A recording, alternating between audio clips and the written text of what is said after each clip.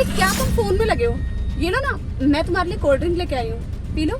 अरे वाह, तुम्हें तो सच में पता है कि मुझे क्या पसंद है। हाँ हाँ, पसंद है ना तुम्हें, इसीलिए तो लाई थी तुम्हारे लिए।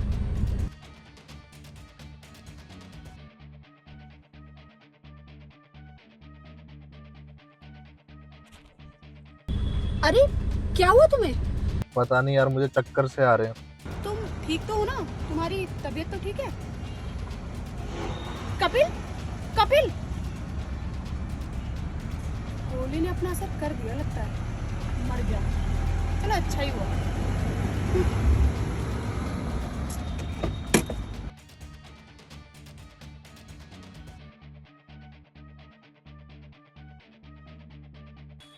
प्रथम, प्रथम,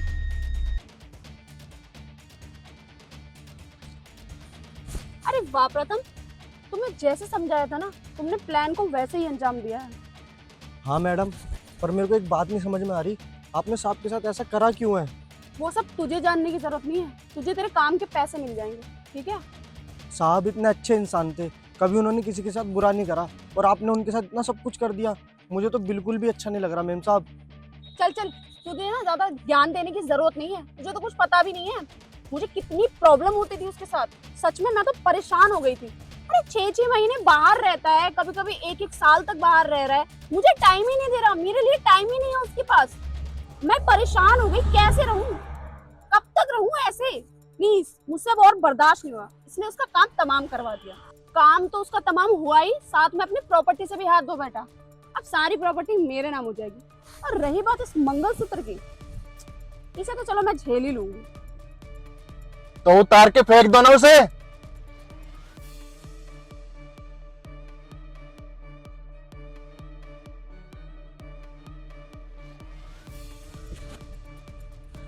कपिल, तुम जिंदा हो? हाँ, मैं जिंदा हूँ और मुझे तुम्हारे प्लान के बारे में पहले ही पता चल चुका था। कैसे? कैसे? जिसके साथ तुम मुझे मारने की प्लानिंग कर रही थी ना, वो मुझे पहले से ही जानता है। प्रथम, इधर आ।